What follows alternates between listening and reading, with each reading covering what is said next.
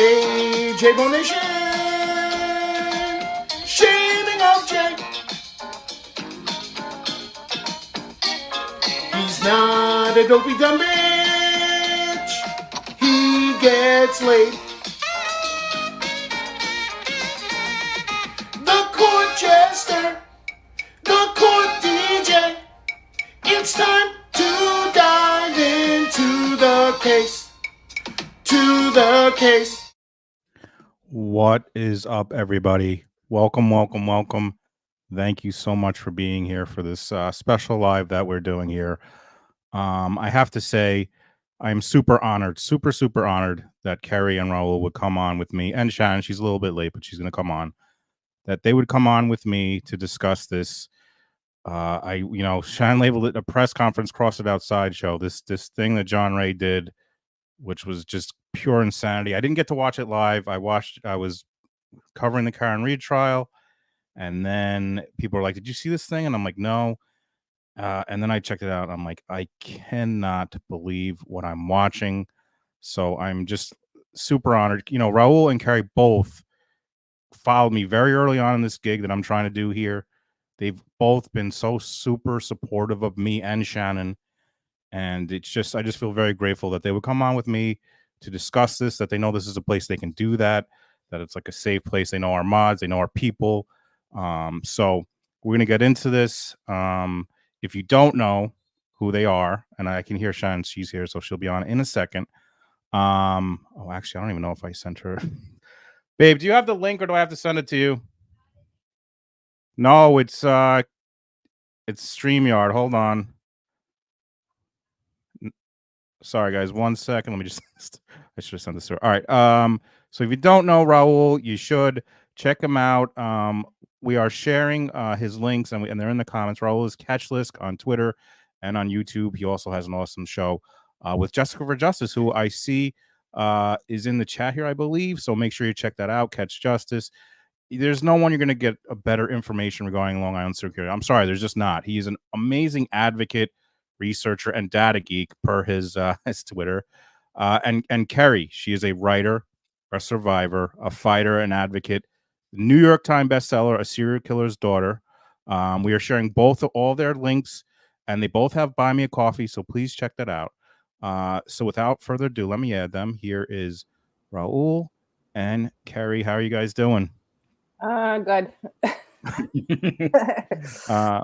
Thank you guys so much. And basically, my first question, I'll start with you, Kerri, and then we'll go to Raul. What was just the first thing you thought when you're watching this press conference from John Ray? That happened on last Thursday, right? Catch on my birthday. Yeah, yes. Happy birthday to me. That was on your birthday. Oh my! Yeah, that day was total hell. Because I was watching the press conference, and at the same time, I was like DMing Catch and DMing Mac and Lisa Ribicoff and Jessica and other people. And then I had Lisa called me, Matt called me, Lauren Malloy called me. And then I had to take my car in the shop because I busted my mirror like an idiot a week before, right when I got home from CrimeCon. So that was my birthday day, was dealing with this bullshit. So, and I haven't been live since September. So because of all the craziness with my father and being gagged and other stuff. So here I am, the first time live in months. So. Well, thank you for doing. And basically, if you guys don't know, and I'll go to before I go to essentially what this man came out and tried to say. It's weird because he didn't really exactly say what he wanted to say, but he was trying to say that somehow Victoria Huerman is complicit because of a Tumblr account, because of certain accounts that she may have followed and may have liked, but not really. But there was only one picture that was hers. I mean, oh, there's Babe. Hey, Babe. Welcome. So it was just Raul. Tell me what did you think when you were watching this press conference? I went into the fucking stratosphere. How can you not? I mean, so we knew the day before there was going to be a press conference. So I went because I had to go to work. So I got there. I usually get to work 2-3 hours before I have to be there so I can work on the map. But I knew that the day was going to go to shit fast. So I just wanted to ground myself. And I do that by working on the map. So I found some sort of calmness doing that. But when that press conference started, like, I hate even dignifying it as a press conference. It was a circus act. It was a disgusting display of narcissism, of showboating, and just victim bashing all around. It was horrendous, and I was incensed. How can anyone not be by that? And you know, I was just talking to Raul because it's not only that he did this thing that was just awful, but now what you're seeing is, and I've talked to Kerri about this too, people are just running with this. Mhm. Content creators, news outlets, and you know, I just saw like a headline for a video on Long Crime. I didn't watch it, but it was basically like, you know, what's going on? You know, looks like there might be complicit, but that's the headline. Then you get, if you watch the video, it's like, oh, maybe this isn't great. But if you don't watch the video and you just see the headline, you're like, oh wow, is that what's going on here? So Kerri, that just has to like fuck with your life, right? If you're her, I mean, you could. There's probably no one in this world more who could probably comment on how this would affect someone. Like, it's just got to be insanity when that stuff comes out.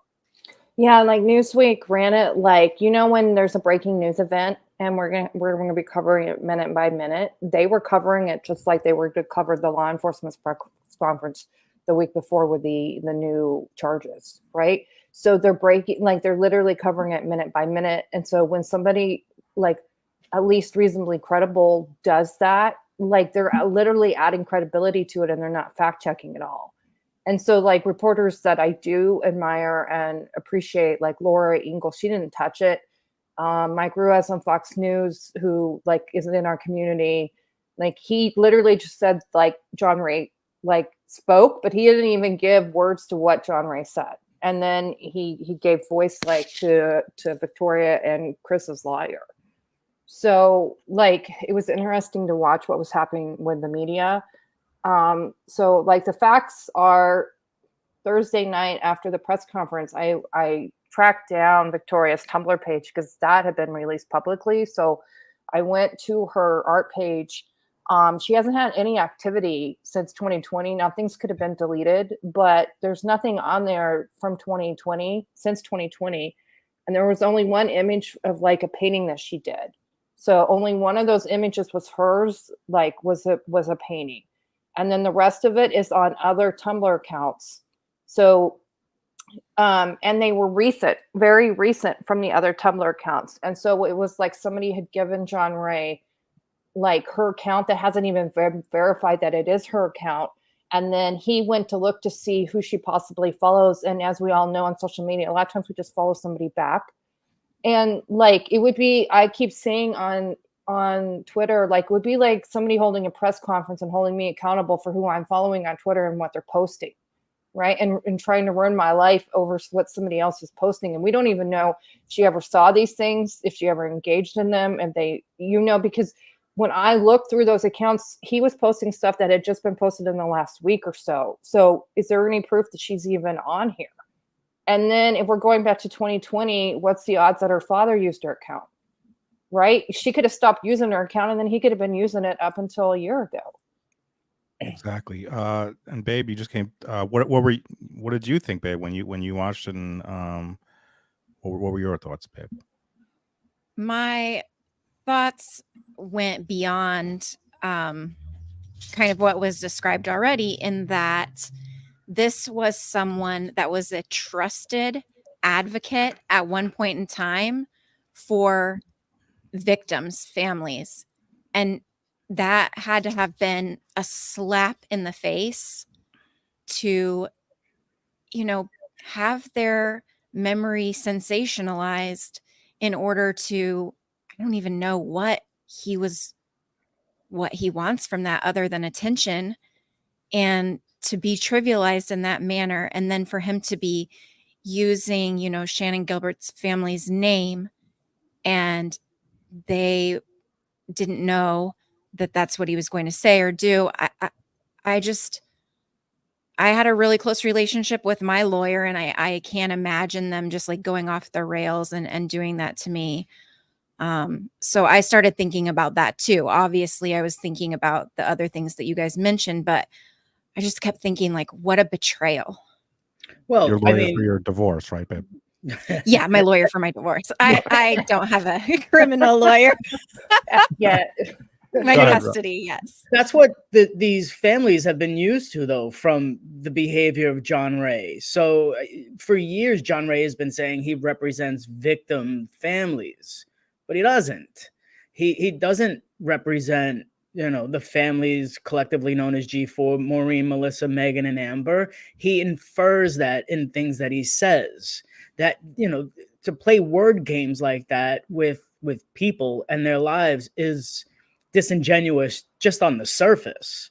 When you start extrapolating that and referencing things related to Shannon, like the marsh, it's so wrong. It is so inappropriate. But from my perspective, what he did Thursday, and choosing Thursday was so intentional because it was exactly 1 week to the day when charges for, Jessica and Sandra got their justice a little bit. So he had to take the oxygen out of that. During that week, there was hope. There was a reinvigoration. Researchers like me, although I've been doing it for so long, everybody, with Sandra going back to 93, there was 14 more years of research that can be done and compared. And even though I've already compiled most of that for myself, people could now look at the possibilities of how much more prolific, Rex could be.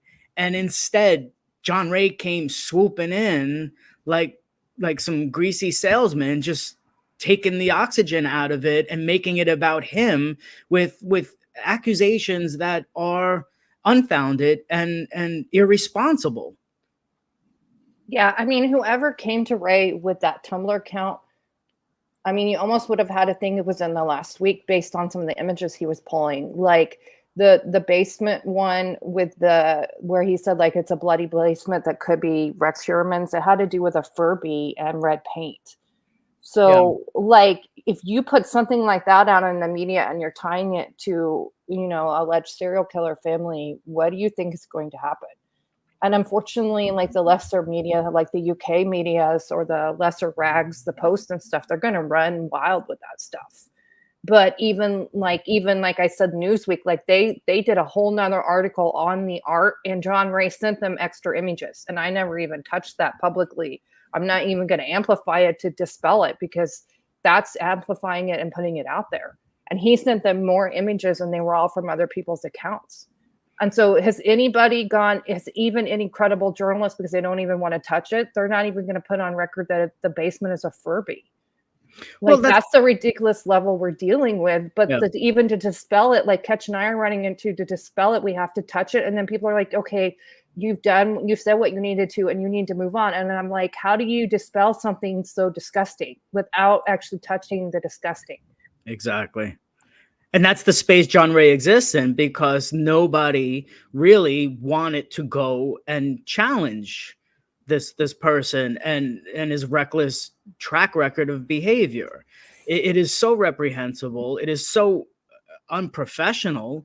And Jay, you watch court all day. If anybody's leading the witness, it's John Ray, and everything he does, all of these pseudo inferences are baseless, and it is detrimental to all of the victims, detrimental to the families, and they just want this person to go away.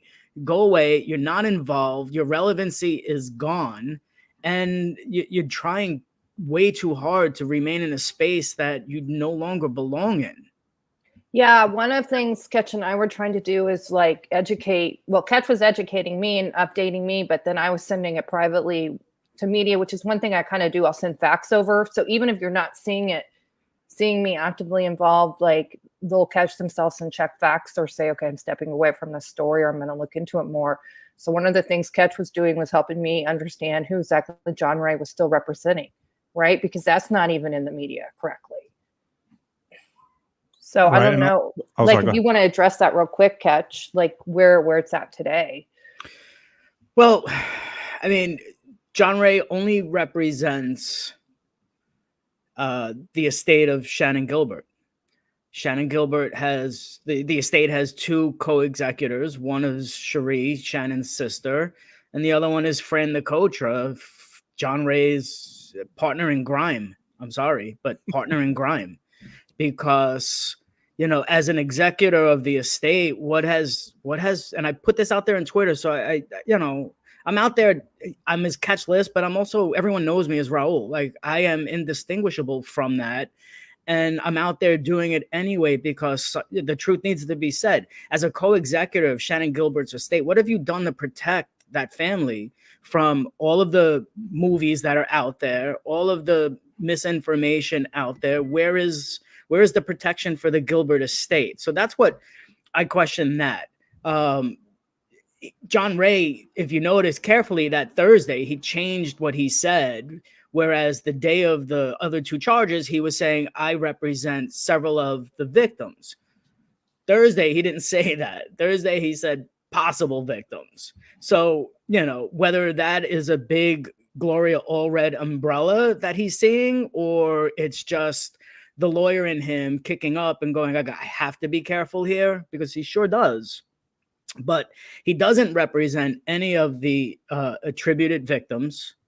And he has no real relevancy in this. His points about, I had this information and the police aren't calling me back, I can assure everyone that, and I keep saying this and I put it in quotes, the task force is, quote, light years ahead of anything we know. The whole pictures, and I was one of the first to put the pictures of Rex out there at the shooting range. That's old news from law enforcement's perspective. So, like, we're only here, but they're far ahead. Like, they're so much further ahead.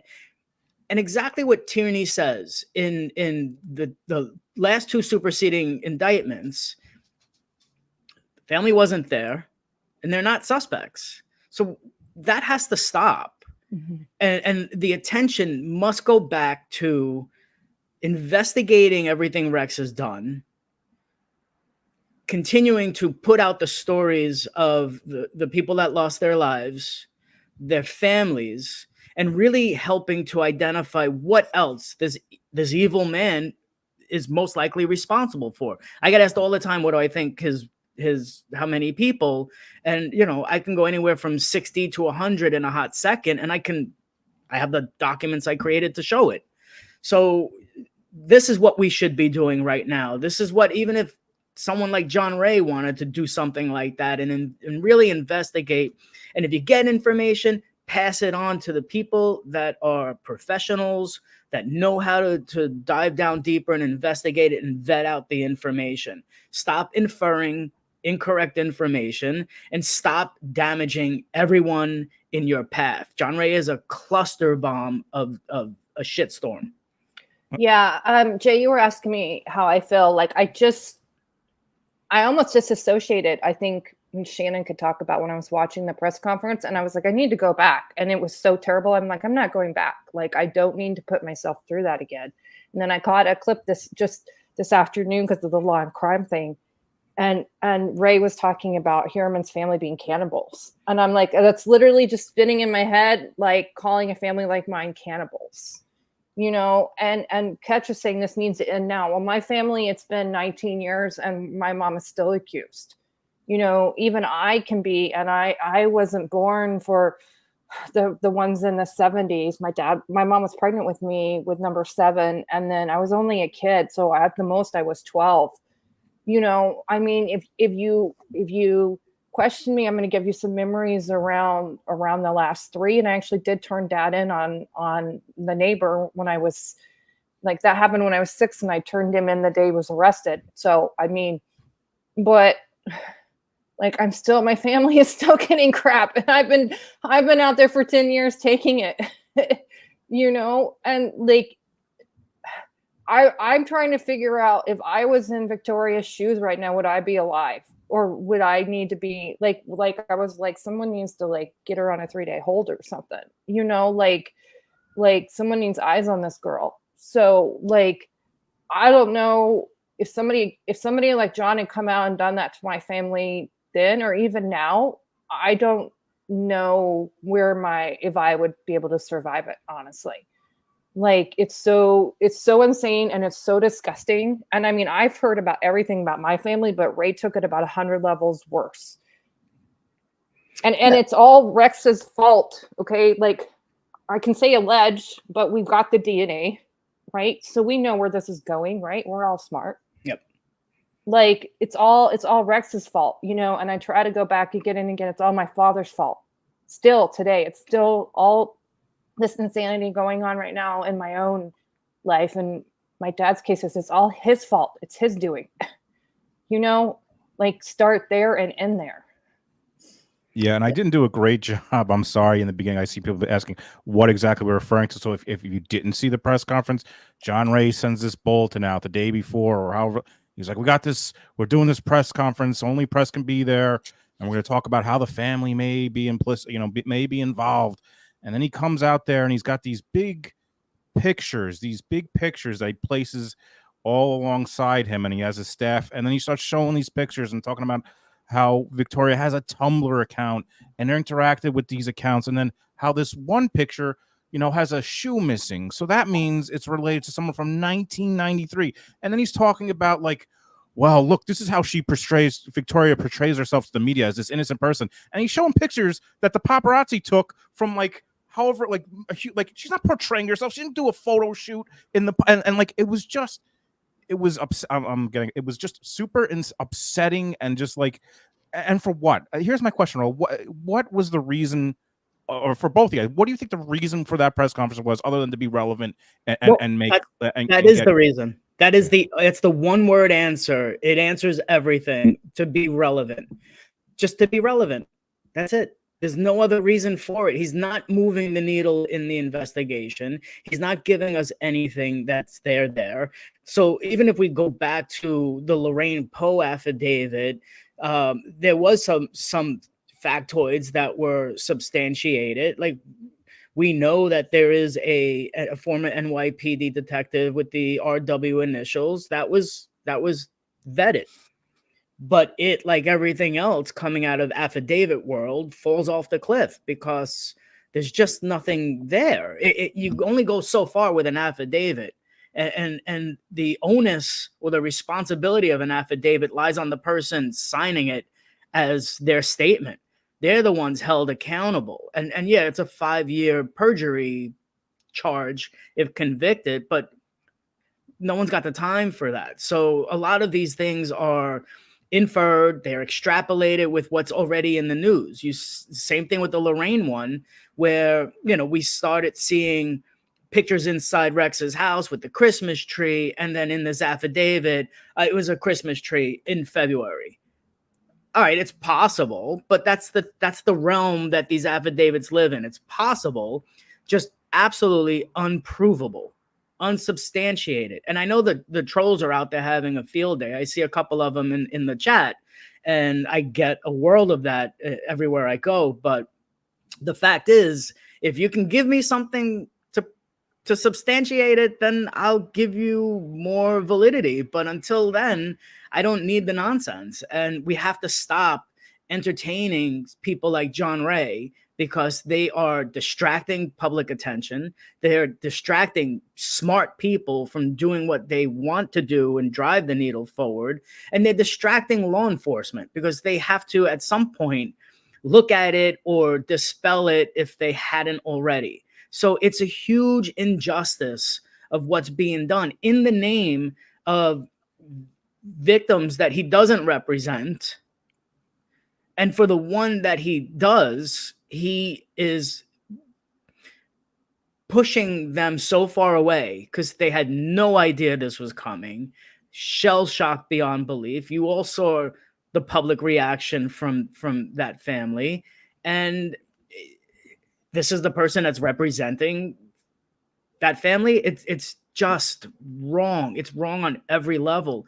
And for me, I don't know if you want to take it here yet, but to see Gary Brado there sent me enraged, because this is a learned man, a man that earned his degrees. He's a bright man. and without throwing insults, I was beyond disappointed in his presence there. He can walk back like he did 2 days ago on the interview room by walking it back, saying he wasn't supporting it, but you were. Your presence was there supporting it, and it wasn't even standing next to him. Yeah, and it wasn't even just his presence. He went back on to give us statistics about 20% of serial killers do it in tandem or with a family member. That is validating the nonsense that was spewing out of John Ray's mouth. That was validation without saying it. The presence, the statistics, and his own narcissism about hearing his accolades just sent me over the roof. Yeah, Dr. Brado was a low blow to me. And I see people wondering what case we're talking about. So I'll talk about Brado, and then we'll go back and have Ketch give us a quick overview, and maybe bring us up to the timeline with Sandra and Taylor. So anyway, with Brado, I met him a year and a half ago on the interview room. I had done Surviving the Survivor when Kohberger was arrested. That's how I kind of blasted into stratosphere. And then I got pulled into the interview room. So I was sitting with him and Dr. Burgess and the retired law enforcement. There's like retired BAU, FBI guys over there, like really high level people.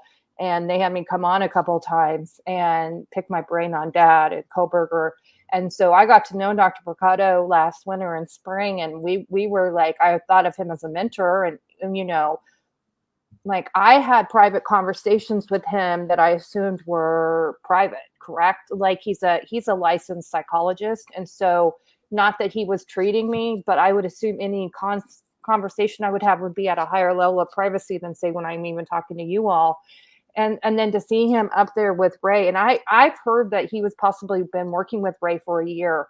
I had stepped back from Brado around this time a year ago because stuff was blowing up with my own dad. If anybody doesn't know, my dad's BTK, and he's being investigated in cold cases. And so everybody and their dog wanted in on that. And so Brado wanted in on that. And I was like, by then I already had like those flags waving of not to let Brado anywhere near this stuff with my father. And so I literally like closed the DMs and shut everything down with Brado. And so I've had no direct contact with Brado for like over a year. And now I'm really glad that I haven't seeing him up there with Ray, because just absolutely bashing Victoria and then uttering utter nonsense, you know, saying like 20% of families can be involved, but then going over to like Stockholm Syndrome. Look, if Victoria has Stockholm Syndrome or I do, press conference is not where to find it out, right? Like I was just reading something the other day on Twitter about how I can shut down because I have severe CPTSD. And someone's like, look, she's like, I do this and I have Stockholm. And I'm like, oh shit, if I have Stockholm, there's another 20 years of therapy right there. Like you don't go just announce on press conferences somebody maybe has Stockholm. Yeah, I mean, I found... That's Go ahead, I'm so sorry, unethical too. It's like shaking her head. It's just so unethical that you would do that. And you can't just be like, oh, well, I haven't treated this person, but, and then say that when you have the kind of clout that he has already, because everyone's going to believe it. It's not just, you know, I mean, I know, this and man, again, it makes me upset and I almost want to cry to think like how close I let Brado be to my life and how much I was trying to talk to him about what it's like to be raised by one of these asshole, psychopathic, sexual sadistic people that, you know, I almost called him a monster and I was like, crap, I'm trying not to do that. And Raul's like pointing back to me because we've been debating about using the term monster versus doing monstrous things, you know, but I literally had given my heart and soul to Brado. Like literally let him into places I don't let very many people in. And then like, here's the thing. Victoria was my age when her dad was arrested. Her dad was the same age as my dad, married. I'm an older brother, double life, like multiple murders over multiple decades. I mean, we don't even know the number with Rex. Honestly, now we don't even know with my father. Like the overlaps in these two families, it's really like Rex's family is like 20 years behind mine. I mean, I keep saying it's like being in the Marvel universe and we're in an alternate timeline that's just crap. Like literally today, like I had to catch when was Rex's second marriage and when was Victoria born. she literally was born in 96, which was like a really shit year for me. And I'm like, oh God, who has like this time thing that they're turning here with our families? I mean, I take it really, really personally when people come for Rex's wife and children, because law enforcement has made it clear over and over and over and over again that they're innocent, right? And so that's the bottom line. Like, we got to believe law enforcement.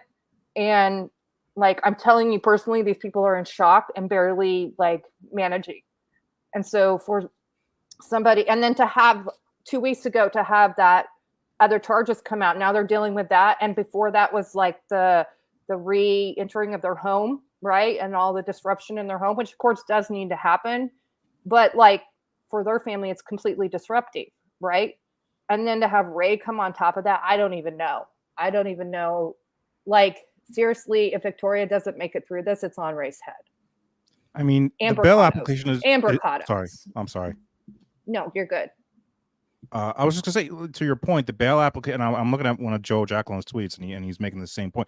The bail application is very clear. It was the first time, and it is again the second time, that his MO was to do this when they were away. And like Raul pointed out, they are light years ahead of us. This task force, they know stuff that we don't know. We're getting it all late. So if they had anything, they would be doing it, right, Raul? I mean, they're, like you said, they're just light years ahead of what the public knows, right? I mean. They are. Trust me, like they are. I think for me, I was really, John Ray's the gift that keeps on giving, sort of like herpes or any other recurring uncomfortable thing. Brado wasn't that much of a surprise to me because Brado was at the symposium. I was there. Brado was in the middle. You were there. Yeah, I was there. Brado was in the middle, about 4 or 5 rows behind me to my right.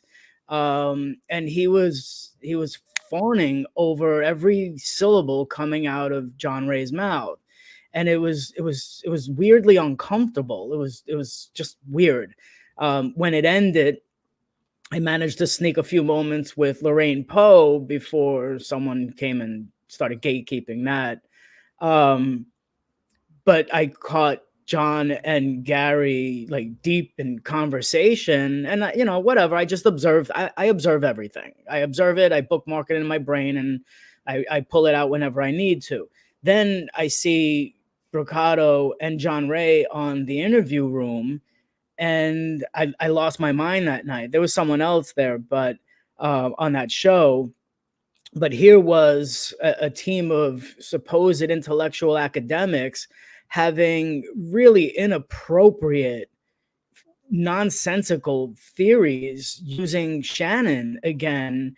And if you're going to have an intellectual discussion about what might have happened to Shannon Gilbert, then make it intellectual, have some sort of empathy. But they had none of that. It was theories that were just so unrealistic and so damaging to me, because I'm in this because of Shannon Gilbert. I care very, very much for Shannon and her legacy and her family. And watching what was being presented as theoretical possibilities was beyond something I can handle. And I lost my mind that night too. And, so when I see Gary Brado standing next to him, breathing in all of this praise that John Ray was giving him with his head up proudly, absorbing it all in, I'm like, just stamp this whole press conference with like severe case of narcissism, because this is all blowing smoke up all of their asses, and it's coming at the expense of innocent people and deceased people, and that is wrong. It is so wrong. It struck me so deeply inside that I had to activate my own YouTube channel and just give my perspective on it, because someone has to push back.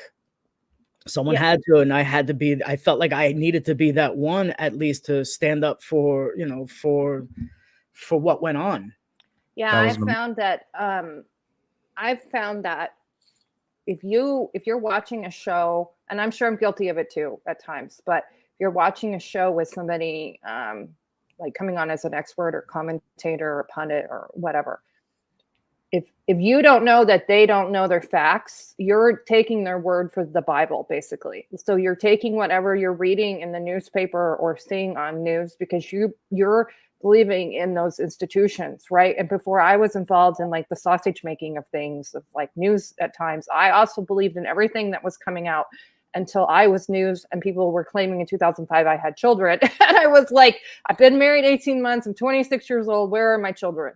Right. So like when I was on the headlines to begin with in 2005 and things were out there inaccurately, that was my first big wake up call of like, holy crap, the news isn't perfect. Right. And so even if I don't know a case, like none of us know, we all have our lanes. Right. But like I'm having a hard time with Karen Reed's case because I don't even know where to go for credible stuff. And then unless I'm watching the court, and then there's 500 opinions on Twitter about it. Right. And then everybody's emotional about it. And so if you're looking at somebody like Dr. Brado that you've always trusted and adored, and I see that over and over this week. Well, I love Dr. Brado. I trust him. He's brilliant. Okay. Like I did too until Thursday. Right. And it doesn't change that the man is extremely brilliant and intelligent, but he did something really stupid and harmful. Okay. So we can live in both worlds, that intelligent, bright, and did something dumb. And this is why it's so important, like this show right now, to have Kerri's perspective, to have my perspective, and to be in a safe space where we can share this openly instead of Kerri and I texting each other privately or anybody having off the record conversations. This is an important forum right now, this moment in time, because here you have two very viable perspectives.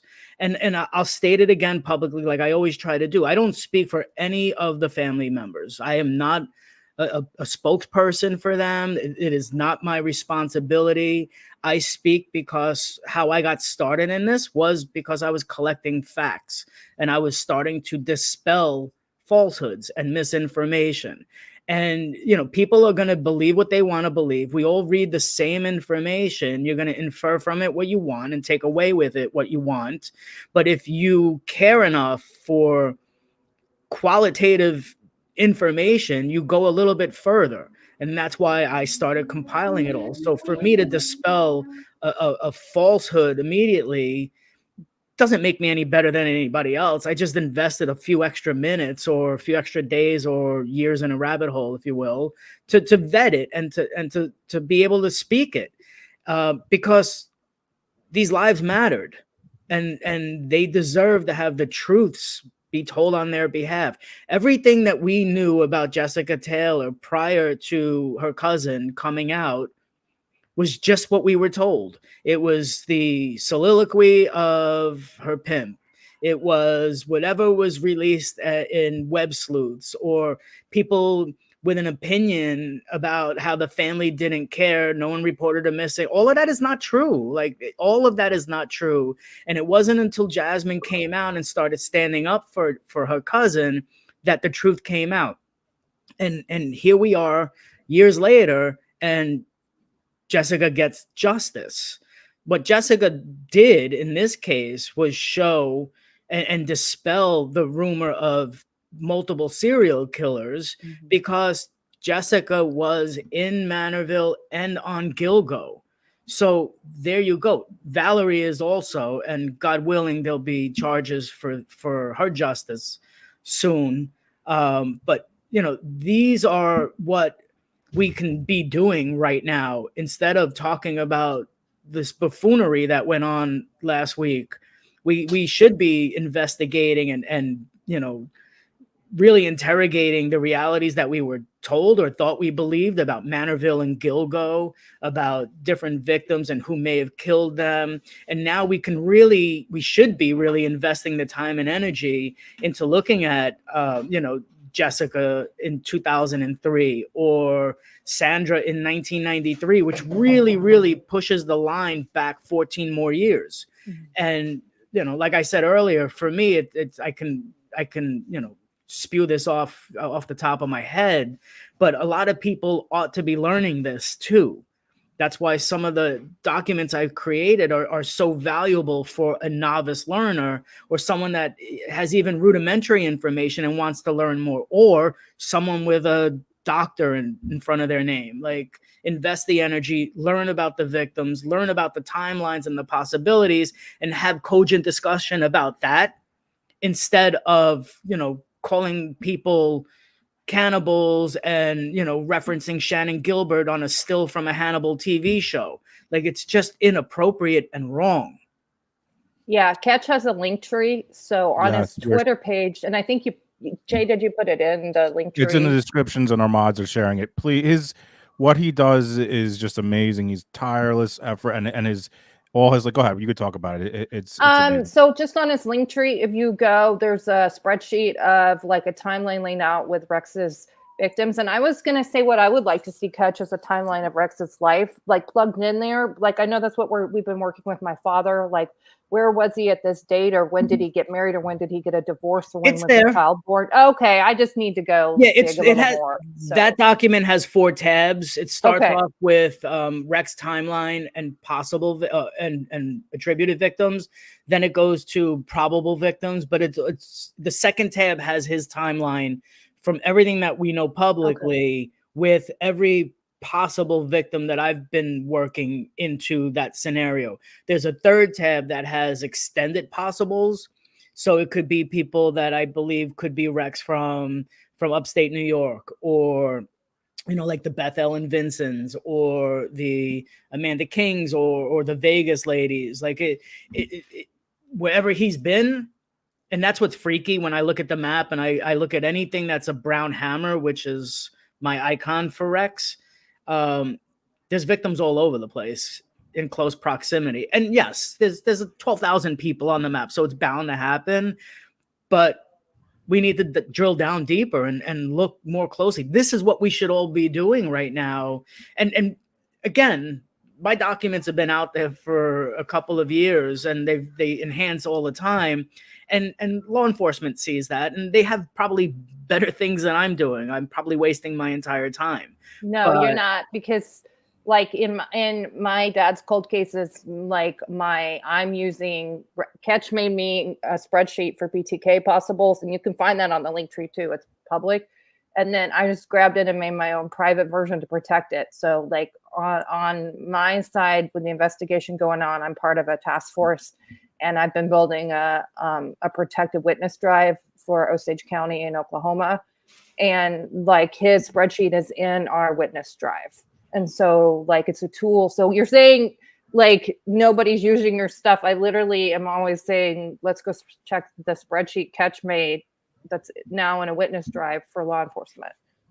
Yeah. I mean, I know people use it. I just, I hate to be prideful about it, but I mean, I do a lot of volunteer work also with Light the Way, and we're working together on a missing person case, and literally with one question and 15 minutes, I was able to provide, a detective with 15 possible unidentified. So it can save people months and months of work. So I know it gets looked at, and I'm compelled to do it regardless. I'm just never going to stop doing that now. That's what my life has become, and I'm okay with that. And I was just thinking, babe, maybe you can comment on this, and then Kerri, I'm just thinking, like, so Kerri, you have this stuff that's going on now that like you just talked about that you're looking into. Then this other stuff comes out, and it must just drag you back to the past, but you're also in the future. Babe, can you talk about what I can't imagine what that's got to be for your psyche or Yeah, I mean, it literally is like, really is when people experience that, type of a flashback / dissociation, they really are back in that spot. Like, I'm sure Kerri knows, like, she knows what spot she goes back to in her mind. And it is the most bizarre feeling for people, because they're still there. Maybe Kerri's kid is in the other room saying, I need this or I need that, but you're not there. You're somewhere else. Yeah. And I go back to February 25th, 2005, about when the FBI agent knocked on my door. I call it the knock. Mhm. And then for the reality for my family as a serial killer family and Rex's family is there's the before and the after. So everything before the knock and then after the knock. So when I say before and after, when I'm talking to people, I just have to say before or after, and they know I mean like that day. And so I have pretty severe PTSD, as much help as I've got. I mean, I did almost a year of therapy last year, and I EMDR'd the crap out of it. And I'm not doing it right now. I have to take breaks. Like I do about 6 months, and then I'm like, that's enough for now. So I need to go very back hard and work, Kerri. yeah, I need to go back and EMDR some more stuff. But like anything unexpected, so it doesn't have to do with serial killers. Like like school shootings, public shootings, like the sound of like guns was getting to me. I actually went out on a gun range with the law enforcement in Oklahoma, so now guns don't bother me. So we did that to help me with my PTSD. We just threw me right in there and like had a guy there with PTSD to help me. But anything unexpected. So for example, like when the announcement was made that Rex was arrested, I was in real bad shape because I woke up to it. It's flashing on my phone, just like anything would flash on your phone, like with a shooting. And then I had to decide really quickly, was I in any sort of shape to go on the news because I had media hitting me? Like all the media will come to me because I'm one of the only kids of these guys that'll speak up. And so they're literally just slamming my phone when these things happen. Like 2 weeks ago when there were new arrests made, all of a sudden I'm getting hit and I have to make that decision pretty quickly. Like I have to deal with whatever I'm feeling, the disassociation. I have to ground myself back. I have to go collect facts. So if I'm going to speak at all on news, I need to know my facts, but then I'm not usually in the mental state. And literally like News Nation's like, can you come on like 2 weeks ago? And I was like, you know what? I'm dealing with all this stuff. I just told them like my kids are here and I'm on vacation with my kids because I had the kids for a week. And that was true. The kids were with me for a week, but like I've had to learn how to set those boundaries, which is something when you don't see me on the news since everything blew up with Rex and my dad, it's because I'm setting boundaries with national news. So I could literally go pretty much anywhere at any time. But one, if I don't know the facts, it's not helpful. And I'm not, just like Ketch said, I'm not a spokesman for Rex's family. They have family lawyers. Those are their legal spokesman. And I literally have media up my DMs going, how do you get a hold of this family? And I'm like, no, stop it. Like the family lawyer, like go. I don't care if you're NBC. I don't care who you are. I don't care if you're the New York Times. Knock it off and go do your job and contact the family lawyer. I'm not giving you this family, right? Just like that's what Ketch would say to everybody that comes up to him. And I have.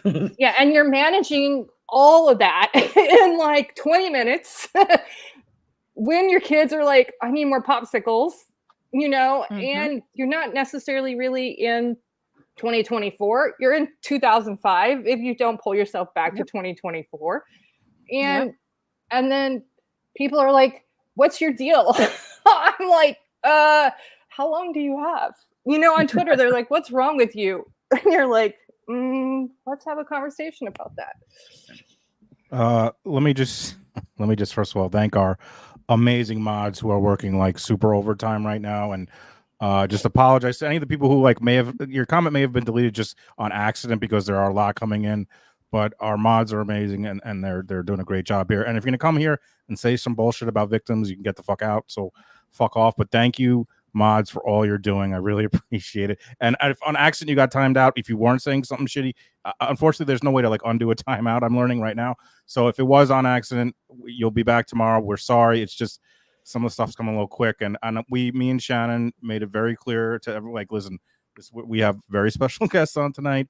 This is like we're one comment. You're out of here. If you're gonna be shitty, you're not. Go ahead, Dave. I feel like you want to. And I'm sorry, but like this is also our space, and we wanted to make it a safe space for Kerri and Raul and the families.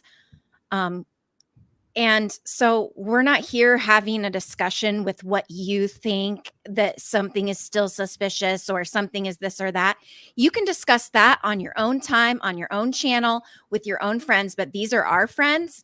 And so when you get deleted time after time again, just don't freaking come back. Yeah, it's a boundary. And I love what Shannon is saying. I hold my Twitter timeline that way. It's a boundary. It's my space, right? So if you're going to come over and talk to me, you need to be respectful and mindful and listen. And if you're going to come over and cause bullshit on my timeline or in my life, you're out, right? Or like there's lines that if you cross even once, you're out, or there's some dancing going on, like back and forth. But Yeah. I mean, like, for me, I think go ahead. one thing we do need to talk about is a criminal family. They are victims. They're victims of the criminal. Okay. There are cases of, family being involved or covering up, but it's rare. And like serial killer families are rare, thank God. But how many freaking people have a criminal in their family, and how does that make them feel? Right? Like, I get so much shit about, you're not a victim. Like, it's like you have to be dead. I'm sorry. I don't know how else to put it, Catch, but it's like you have to be dead to be a victim. Yeah, I mean, I'm like, I'm not dead, guys. I'm sorry. I'm living, and I have to learn how to live with this. And it's not easy. No, it's not easy. And I see you. I think I've always seen you. And, I can't imagine what you go through. I can't imagine what the families go through. I can't. I'm not in that space. I can feel an awful lot, but it's never going to be the same universe. For me, when this is why you and I sitting here tonight is really important, because I can be very objective. I'm also a Libra, and clearly you've seen, and I can also fly off the handle. But I seek balance. I seek to be objective. I want to see things from every perspective as much as possible. And I try very hard to achieve that. I'm only human, so I can't always be 100% perfect. And I own it when I don't. What I wanted to say, though, is the ability to be objective and to listen to someone's perspective, to understand, is really, really an exercise in self-growth. It is the ultimate emotional intelligence, because to listen and hear somebody and really understand what they're saying, and then have a conversation instead of just ready to say something in response, a prefabricated or predetermined response, it's not genuine. It's not authentic. And I try very hard to be authentic.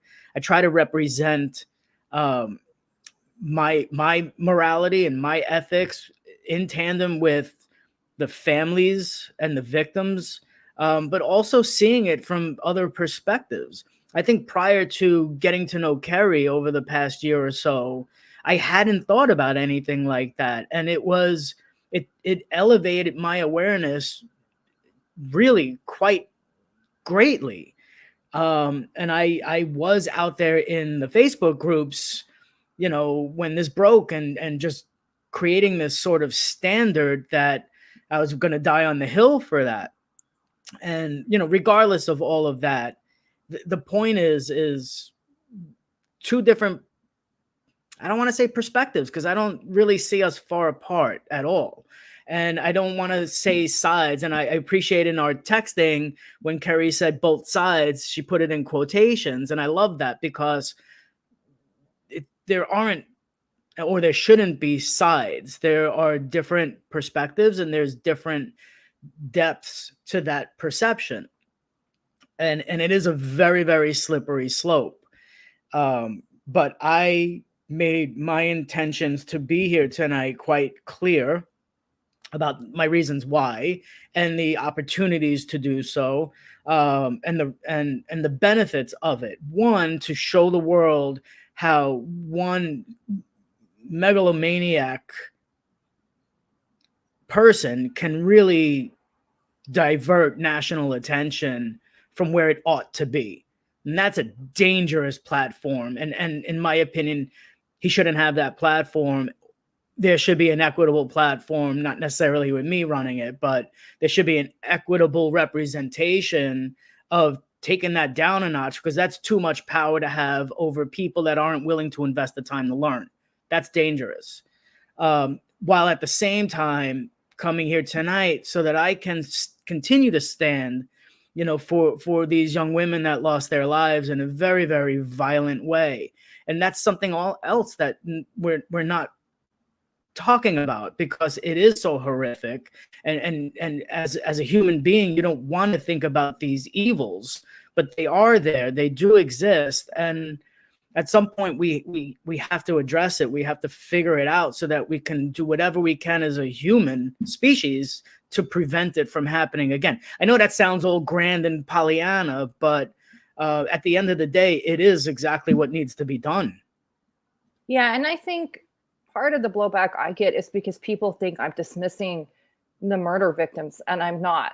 But if there's only a couple of us that are kids of these guys that have a public life. So if I'm like the chosen one to come speak for all these families when these other a-holes are being arrested, where if you're coming to me for expertise, you're coming to me either for expertise on my freaking father, or you're coming to me for something that's happened with my family to give color and perspective and voice and advocacy for a family like mine.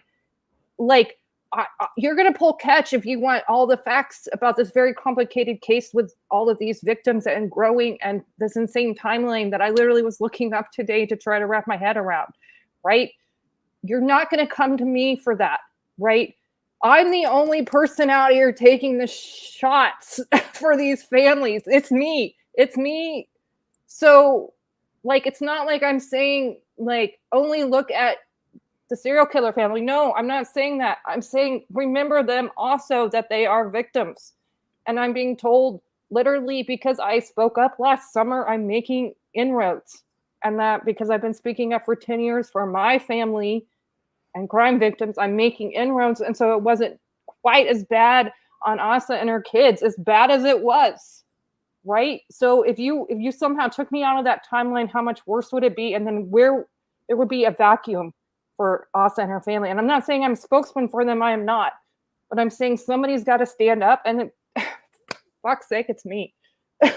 Like, who else is going to do it?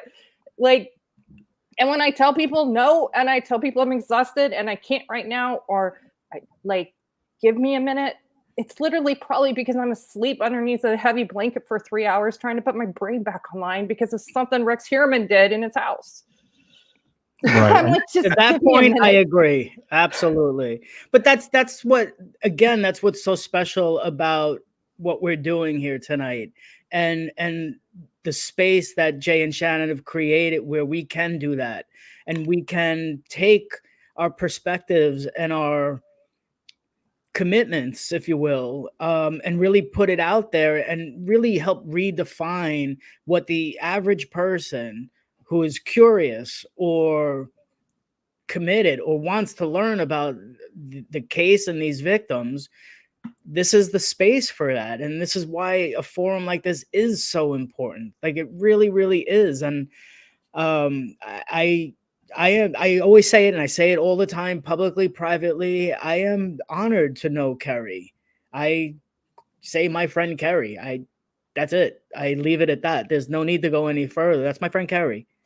You know, and I'm always honored. You know, and I never reach out. I know I'm probably a bad friend, but I don't want to invade anyone's space. So I'm not. I'll holler at you if needed or yell. Yeah, I'm not the one to usually reach out because it's just I never want to invade anyone's space and disturb their peace in any way. I mean, I'm not to speak for Asa and her family and their experience. Like, their story's going to come out in time when they're ready to tell it. But from my experience, like, just in the last year, I've been in all my father's evidence, and like 95% of it the public hasn't seen yet. I was shown all the photos of what was taken out of my house. Holy crap, guys. Like weapons, hit kits, cereal boxes. I mean, cereal boxes are innocuous, but my father was using one in a dead drop, right? Like, yep. Okay, yes, my mother didn't ask my father, why are you all of a sudden collecting empty cereal boxes, right? Like we could sit there and we could pick at that, right? But like, if you were to spend time with me or read my book or listen to me talk about what my family's been through, I was born into a family with a man that had already murdered at least 7 people. Okay. My mom was pregnant with me when he murdered Nancy Fox. Okay. He like, I was born into a family with a criminal, with a psychopath, a sexual sadistic psychopath, a narcissist and a pathological liar. I didn't know anything different. I didn't even know the difference between my dad and other men, even though I had good grandpas and uncles in my life, until I started living away from my father in college, right? And it really wasn't until after he was arrested that I started really thinking about the difference between my father and other men. If you're born into it, like Rex's children, his stepson and his daughter, you don't, I'm not saying we saw murders or we saw anything but like we had, it's like the hit kit. Okay. In my house, we lived in the Midwest. We lived in Wichita, Kansas. And so we had a tornado kit, like in a Tupperware thing to like, just in case like our house came down. Right. And it had rope in it. Right. Now, if I had ever run into handcuffs or something, yes, that would have been a flag. But literally, like weapons, my dad kept guns all over my freaking house. I grew up with like rifles and shotguns in my fucking closet as a kid. I don't even know if those things were loaded or not, right? So when you grow up around all this stuff, you're not questioning your father putting rifles in your closet or taking you out to teach you how to shoot. My dad literally was teaching me how to shoot with weapons he used on people, okay? Like, you're just out there target shooting with your dad, right? And this is very something that Rex could have done with his kids. We don't know, right? You're just out target shooting with your dad, and it's not for 20 more years till he's arrested, and then 10 more years till you find out like that weapon was used on somebody. And that's just one little thing that you have to go deal with. But you're like so exposed to these guys. So, we're hearing like, well, what if Victoria was processing things through art or trying to figure things out about stuff that was in her house? Okay, in my house, speaking for me, my dad like totally threw me into Stephen King and horror movies and 8mm and Seven and Copycat. And because it was like he was trying to expose me to the monsters or teach me something about him. And so we were literally sharing like Pet Cemetery and The Stand and all of this stuff way before I was probably old enough. I mean, and I was literally going to these movies alone, and they would ask me how I'm feeling. And so he was like he was getting off on this, guys. Like, he was exposing me to stuff at a younger age than he should have. And then he was getting off on it. And then he was writing it in his damn project notes, and it was turning him on. So like, that's just another component of an experience of being the kid of one of these guys. Okay. And so when we're sitting here like blaming Victoria, like Ray is, we're not even beginning to think about, well, what has she been exposed to? What is her experiences? It's her right or not right to talk about those things, right? And honestly, something like this, what it does is it pushes you further away from law enforcement, probably, and it pushes you further away from being able to give an accurate timeline. If the police had sat down with my family for more than one interview, more than one weekend, and built an actual relationship with us, they could have timelined 19 years ago what they're asking for now, right? And so, like, when they're not building relationships with family and then they're coming in there and ransacking a house, and I understand they have to do that, but there's ways to do it. They're cutting off that potential relationship they could build with that family. And so if you had asked me that first weekend, was I abused? We all said no, because we were so freaking disassociated from it. We didn't even know. I didn't even remember that my dad had strangled my brother in front of me twice. It's taken 19 years to get to sexual abuse over here. Okay. Like, it's taken a long time with somebody like me to the level of victim I am. So like Rex's wife and kids, they might not even know right now, and they're not about to tell you on camera, right? And any chance of them maybe someday opening up was probably just ruined by Ray. Ray's done so much damage, it can't be comprehended. Like, people just, this is what the population doesn't really understand. You look at what happened last fall with the accusations that Jasmine was a fraud, that she wasn't even really related to Jessica Taylor. And that was just like why is somebody being that evil? And it was all over Reddit, and it wasn't until the family produced the letter that was signed saying, by a notary, that you basically you're fired, bro. Like, almost everybody gets fired at least once in their life. Get over it. But no, they went and attacked, and I say they from that office because they produced a document, a second page of a document that could only come out of the office. And the second that was, put out there, they ghosted the whole machine. Like, they just stopped engaging. The fraud accusations went away. The Twitter pages went away. But this is the danger of what comes out of that office in Miller Place. They don't care. They will walk all over anybody just to be relevant. And that is the answer to the overall question of why for that press conference, or why anything John Ray, and it's just to be relevant. But sir, you're not. And yeah, do you also I get. Oh, go ahead, Shannon.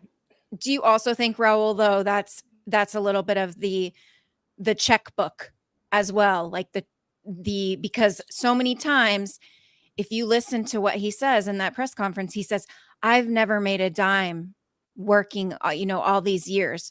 And I spent all my own money to do all these. I mean, he's very focused on money. He's very focused on that Peacock deal.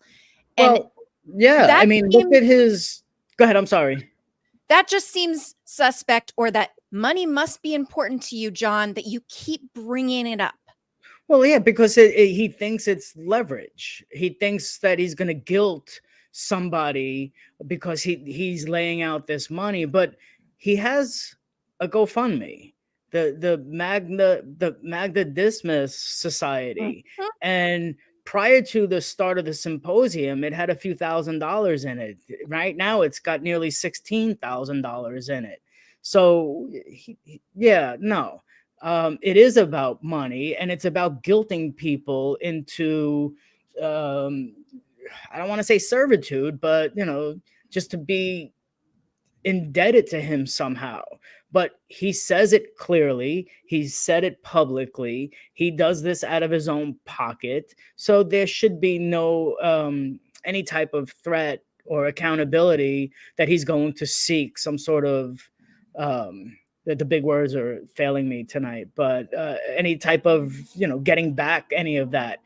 You got your GoFundMe, you tripled it up, move on, sir. That's just it. But it is about money. It is about relevancy, and it is about having a microphone in front of his damn face.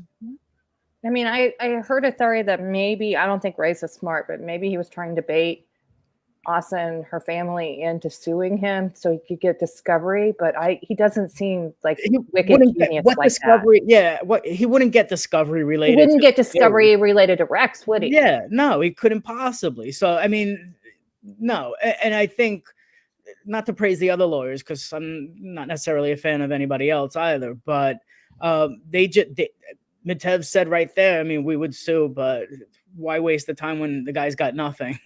Basically, I'm paraphrasing that, but you're right. That's exactly it. And what benefit, should everything happen to John Ray? I mean, I don't want to be evil and wish anything bad on anybody, but I wish one day he wakes up in the middle of the night and realizes, holy shit, I've been doing some damage instead of doing what I wanted to do by helping. Yeah, and to address the financial stuff, look, like, speaking from my own family's experience, my mom lost at least 2/3 of her income when my dad was arrested. So overnight, I mean, my mom worked at a convenience store as a bookkeeper, and like, Asta has cancer. Like, I don't even know if she was working before this happened, right? And I'm saying again, it's the fault of the alleged killer or the killer. Okay, it's not the wife here or the children, right? It was the grown children, right? So my mom lost 2/3 of her income. She never slept in that house again. Now she has a house that's got a serial killer in it that she's got to try to like sell. She tried to auction it off. Somebody was going to pay her double so she could get out of her mortgage that she owed like $45K on, and they were trying to support her. And some of the victim families on my dad's case yelled foul, and they sued us. So any sort of working relationship we would have had with those families got severed right there and then. Then that thing was held up for like 2 years. My mom's paying a mortgage. She's paying rent. Finally, that thing got tossed out. And then somebody stepped in, donated some money, and then they gave the house to the city and the thing got bulldozed. Okay.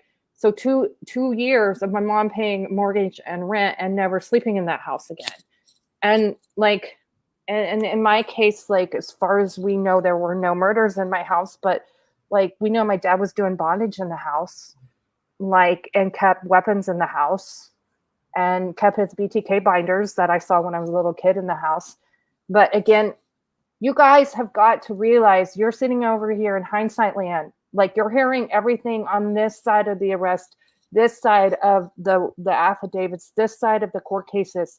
Okay, go back and put yourself in the shoes of these of living your life every day like this. You're not gonna go, oh, there's BTK's binders. You don't even know what BTK is. I didn't know what a BTK was until 2004. Okay, and there's no way, even if you're like, well, he strangled your brother twice. Okay, how many of us have lived in domestic violence situations, sexual abuse situations, like way more abuse than I grew up under, right? You're still not going to go, okay, dad is a serial killer I don't even know about. Or even when I read about it, I'm like, I'm still not jumping 500 leaps. I talk about it being like an iceberg. Okay, so you got an iceberg. Like, I thought the worst of the whole iceberg was him losing his shit and strangling my brother. Okay, no, that's just the tip. Like, down here is a sexual sadistic psychopath tying up people and strangling them. Okay, like, you're still not going from here to here. And when I'm telling you I saw a hit kit, or I know dad was out of town, or I have these night terrors, or I can tell you the color of something, it's taken decades to get those puzzle pieces, and I'm still chasing them down and trying to put them in place. So it's ridiculous. Like, literally, I love you all, but you're sitting in the cheap seats with your popcorn, just like foaming at the mouth, hoping that there's more people guilty here. Like, this, like, stop for a second, think, and go find facts. Exactly. I think that it's something that we do know from Rex's searches online, the types of things that titillated him and the kind of torture porn that he was to. A lot of it was he had a specific search for a young girl crying. And this is a father. So I just think that, like Kerri says, there's an iceberg that we have no idea what went on. We have no idea what went on for the actual victims that we have the bodies for. We have no idea. There was just so much that happened. And so just when you see someone online like Jasmine, or when you see someone like Kerri online, or another victim, please just have empathy and realize that you can never use your brain that grew up without this type of trauma in it and understand what happened to them. All you can do is give them grace and give them empathy. Yeah, and with the financial thing, I know people are like, well, this family has Peacock, but I was going back to that with my mom. Like, the reality is, like, they have the right to tell their story, and they need to keep a roof over their heads. Like, I understand people are upset that, like, about the documentary and stuff, but like, what would you do if you were in those shoes and, like, couldn't necessarily hold a regular job? Like, and I understand, like, on the other side with the murder victims, like, it's hard for them to see these things happening. But from what I understand, like, they were also offered part of it. I know when I've worked on projects and I'm in the middle of some things, like, it's completely been extended to all of the families on my father's case. So, like, it's really up to the individual if they want to be involved in these or not. Like, I don't know. I feel like because of the documentary being made, there's a lot of blowback going on, like, and like that's separate from like the facts in the case. It is, and just to give my perspective on that, because clearly everyone knows I'm no fan of Peacock. I really did not hold my words back on any of that. I still probably won't either. I absolutely validate what you're saying, Kerri. You know that. I support all of that. I think we look at it the way things are right now, with a Peacock deal on one side and nothing on the other. But when you look at the other side, or the victim side, they came in piecemeal. It wasn't suddenly, so they, you go back to 2007 when Maureen went missing, and Missy went crazy trying to generate money for flyers or awareness, and was doing that. Lorraine and the Watermans were doing that up in Buffalo. In Maine, they were doing the same things. Shannon, and when Shannon goes missing, it's Mary doing the same thing. Like it was all individual, and they were laying money out and doing whatever they can to generate money to go back and search, to generate awareness, where it's on the surface disproportionate and not equitable, and there's nothing that can be done to change that. Nothing I'm going to say is going to bridge the gap between that, and I don't know if I want that responsibility to even attempt to do that, other than what I'm saying now. So I've seen it the same in my case. Everybody wants my dad. Everyone wants access to my dad. Everyone wants to tell dad's story. If you look at the headlines, like you go Google me, 49 out of 50 will say BTK's daughter. Dateline's the only one that got it right. It should be Kerri Rawson, daughter of Dennis Rader, the BTK killer. Now that's a mouthful, but that's what it should be.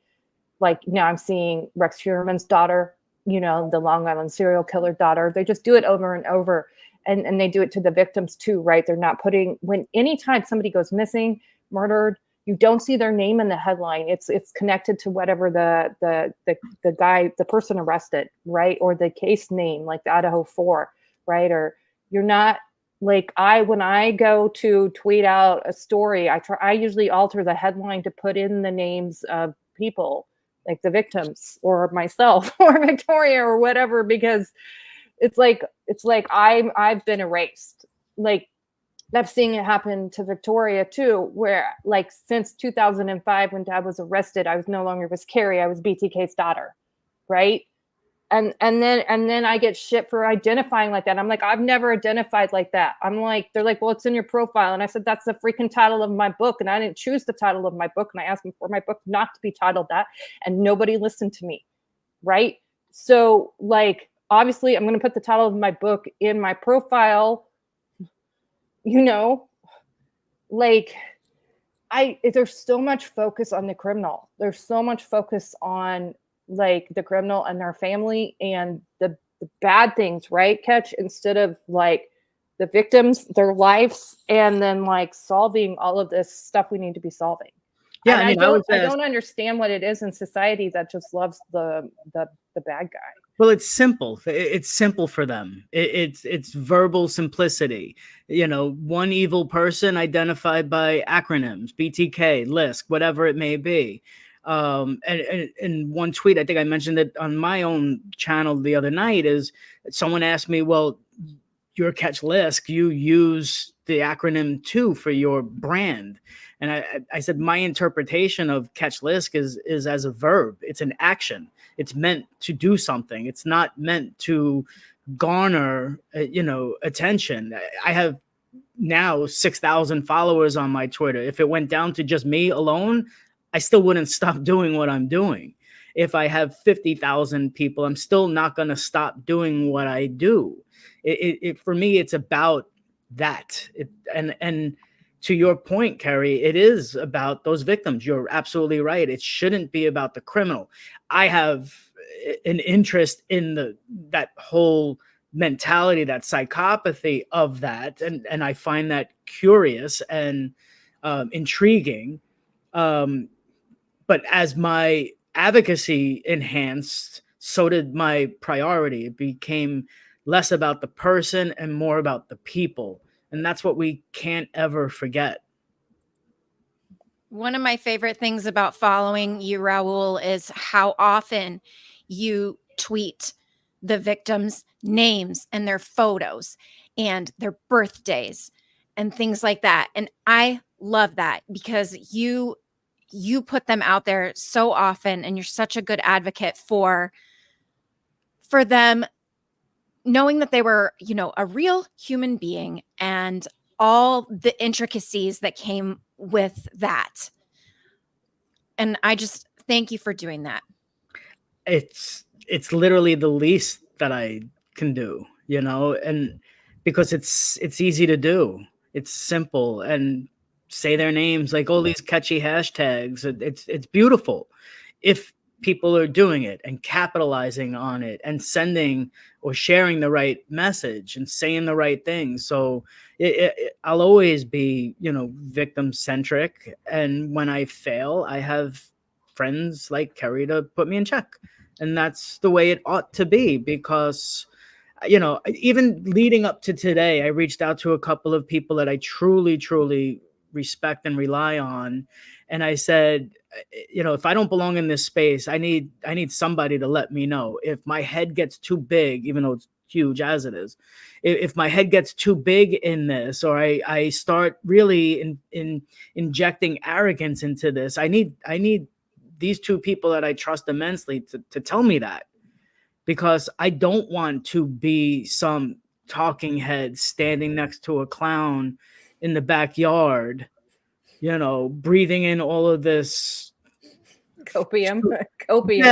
Yeah. And I want to remain relevant, because telling their stories is important. Saying their names is truly important. And doing whatever I can to make sure people know people like me care and will do things that can help, then we're all doing good. And learning the facts and using the facts and pushing back when facts aren't used is honoring the victims. Okay. So I get pushed back for not, you know, highlighting the 10 that my father killed. Sit on a criminology lecture with me and listen to me tell the details of those 7 crimes. And I'm not doing it to be sensationalist. I'm doing it to teach future forensic people and criminologists how to catch people like my dad and Rex quicker. Right. So I can run all the details down of all the cases. Right. And I can try to humanize these people as much as I can, but sticking to facts is one way to honor the victims and the truth and justice and be an advocate and an educator.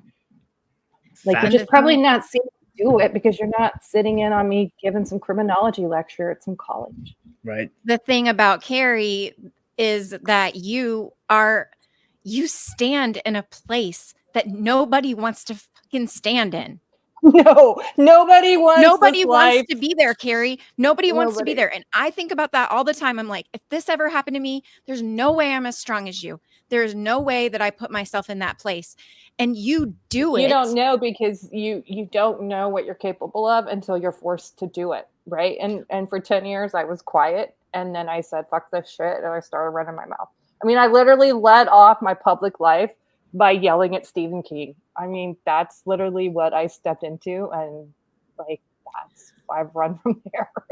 So. But it cannot be said enough that you are willing to stand in that space. And the reason that you're willing to do that is because you want to help people. You want to help law enforcement catch people that are doing this, and you want to help families, and you want to help people that get their world turned over, like have the before and the after like you do. You are amazing as an advocate to people that there's nobody else that can relate to people the way that you can in this type of thing. And so the both of you are so dear to us. And that's why I say we'll ban you from our channel if you say anything different, because we love you both so freaking much. Yeah, I mean, I couldn't imagine doing this anywhere else. We really appreciate that. And guys, our mods have been sharing the links for both Raul and Kerri, and they're going to be in the description. So please check them out. I know Raul doesn't want me to say they both have buy me a coffees, but they both do a lot of shit. They both have real lives. Like they both deserve it. Like the amount of time and effort that they put in this stuff. So, and Kerri has her book, but I think we've done enough with this dope and his stupid press conference. I did promise, if it's okay with you guys, I did kind of want to ask you some questions. Maybe let's take a step out of what, because I feel like let's like Kerri breathe and stop yelling in the like every time I see you guys and like this is some deep stuff. I want to get into let's get to know Raul and Kerri aside, like a little step, take a step back, take a step, and just get to know them. So I'm curious, Kerri, then Raul, if you're having a meal and like your favorite, what's your favorite meal, Kerri? If you want to have something like it's like your birthday or a special, like what are you picking for your meal? I don't know. I could eat like Mexican food every night, or I could go with sushi or like Italian. So, like pretty much anything. But I really like fettuccine Alfredo. Yeah, Carrabba's has got that pasta wheezy that's got the like shrimp in it, and so I'm over here pretty much on my own unless my kids are with me. So I'm just over there like picking up some Carrabba's in the parking lot, like a sad little human, and taking it home. What about you, Raul? What do you got? Oh my god, I'm a foodie snob. I'm like a real asshole when it comes to food. All right, so I didn't see that coming. Yeah, no, I am overtly pretentious, and I hate myself for it. I will literally grill a perfect steak with grill marks, with truffle fries. I mean, I go all in. Tonight I made seared scallops with garlic butter, edamame, and some wild grain rice with herbs in it. So we're all eating at Ketch's house. I guess that's what he's saying. I love to cook, so always. All right, so here's my next question. You guys, you're going on a ride or you're going on a walk or something. What are you putting, Raul, then Kerri, since Kerri went for it, what are you putting in your headphones? Like, what's your playlist? What do you listen to? Like me, 90s alternative. That's all I listen to ever.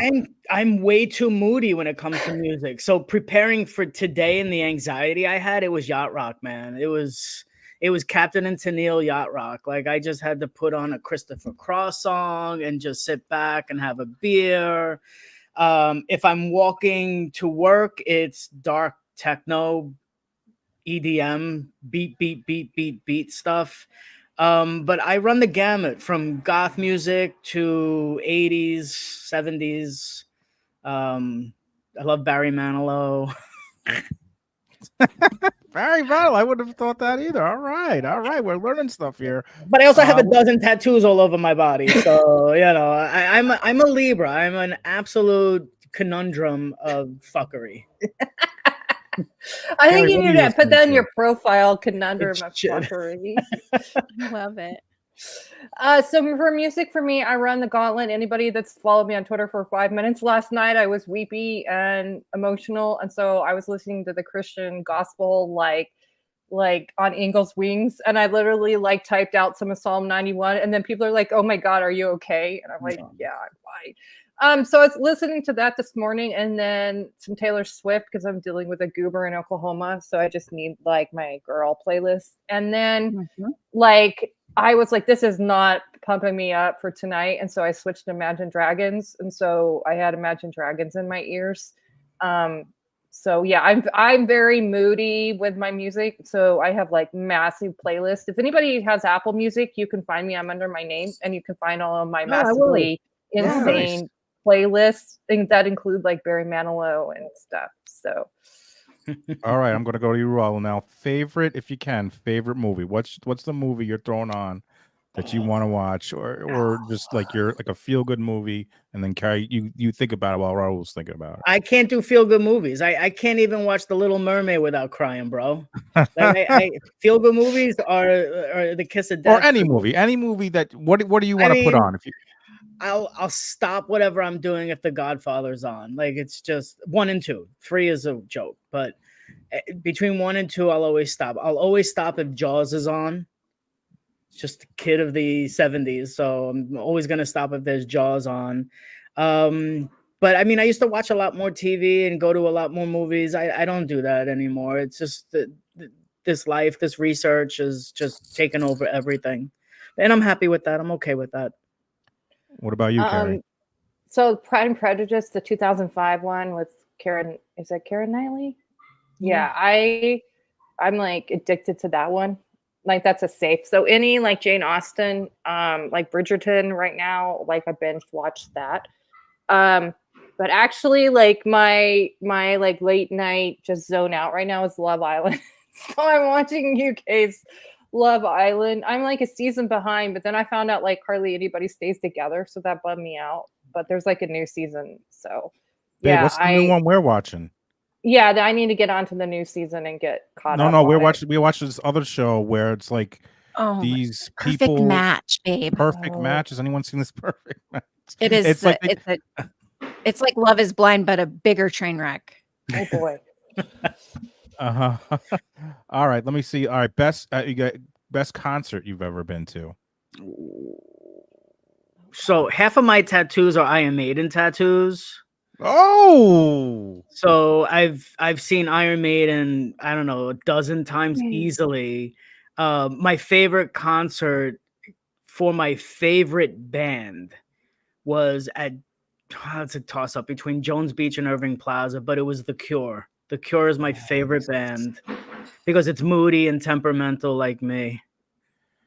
All right, this is terrible. I have not been to a concert since college. So I've not been to a concert since like 2001 or something. And that was MXPX with the guy I ended up marrying and now divorced to.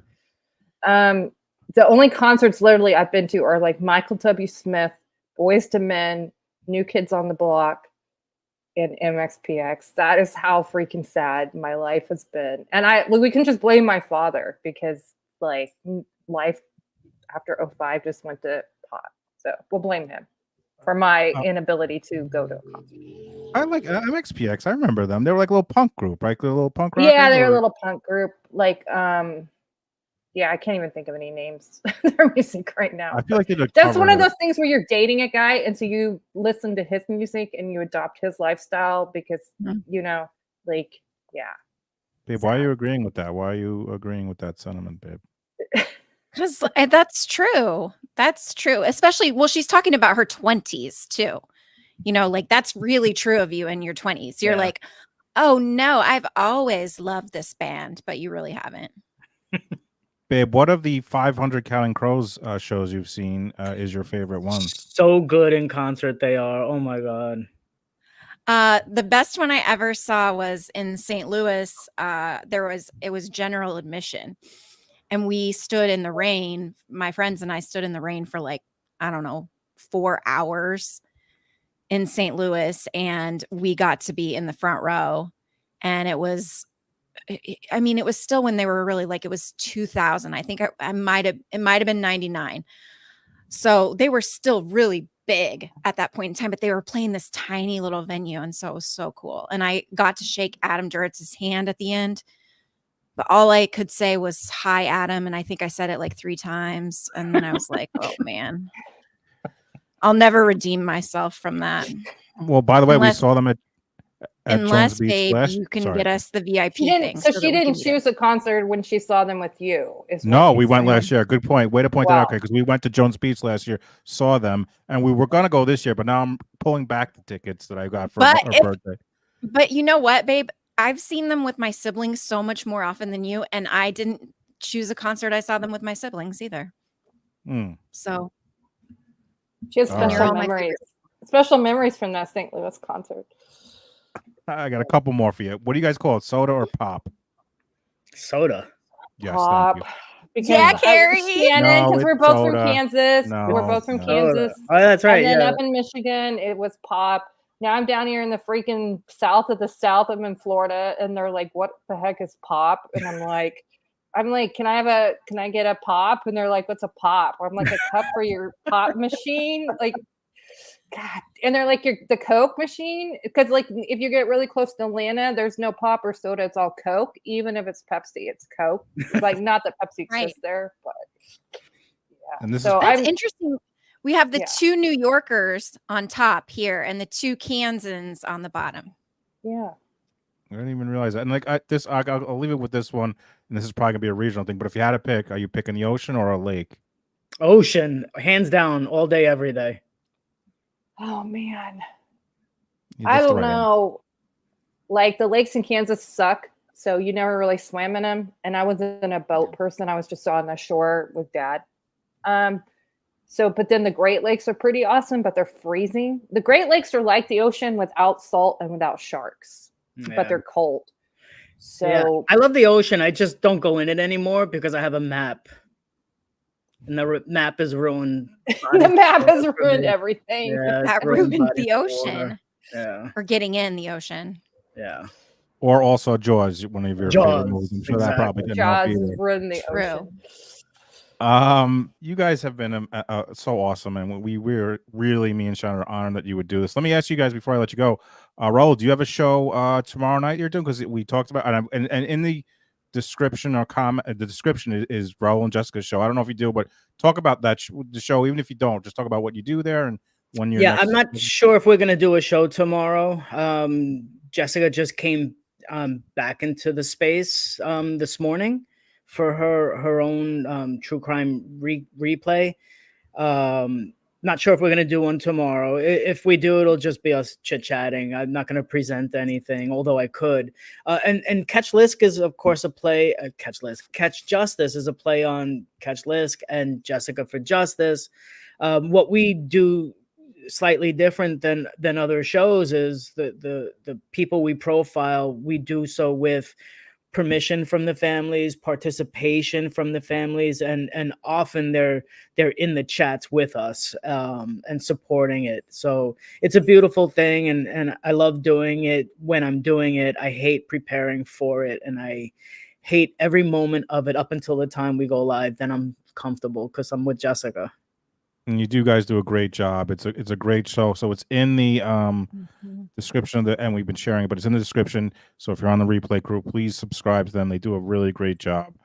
And check out Raul's Linktree and his Buy Me a Coffee, even though he doesn't want you to. I want you to. Kerri, what do you got going on? What do you want to talk about? I got some projects coming up, but I'm zipped on those for now, but you'll know in a while. So those are going to be really cool. I'm supposed to be finishing my second book. Nice. I'm so behind on that, and then dealing with my dad's nonsense and recovering over here and trying to take care of myself. I don't know. Maybe. Well, you have your book that's out. You always have your yeah. I have my book. Now. So if you haven't read my book, A Serial Killer's Daughter, it talks about what I've gone through and my life and up to 2012 and everything, growing up with my father and finding out all of this horrible stuff and surviving all of this. And then I'm working on a second one right now on trauma and media and stuff like that. So yeah. If you want to know more about my story, my book is your best bet. Or you can plug me into YouTube and find me as a talking head lots of places. So and we have both their Twitter links, which is a place that we're all kind of on. And it's like very I know some people are like, I'm like, I can't afford to. If you just say, hey, you know, it was nice to see you, or just support like we talk about this Raul all the time, and Kerri actually, but a retweet can go a long way if it's on a case that needs missing person or something like that. You can always help Raul and Kerri and anyone really in these spaces that need or a repost on Facebook or on Instagram. That can help a ton. So please show them a love because they didn't have to do this.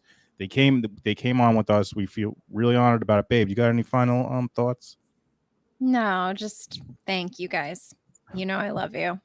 Yeah, thanks for hosting me. I told Shannon, I told Jay before you got on, I hadn't been live since September. So if I was going to come back, I needed a safe place, especially with this heated topic, So right. I appreciate you guys treating us like family and giving us space to be on here. So absolutely, always an open invite for both you guys, and thank you, mods. Thank you, mods, who are working overtime. And before I forget, tonight at 10 Eastern, in about 45 minutes, 15 minutes, Bob Mata is going live to talk about with Bill Dorsch, some additional information regarding Gacy and another case, I think, but I'm not positive. But you're not going to want to miss that. So that's in about 50 minutes. This actually should direct you to that, so you can see that, like it, get it in the algorithm and everything. I think that's it, guys. Thank you so much. This has been amazing, and you guys are amazing. Good night, everybody. Night. Good night. Bye.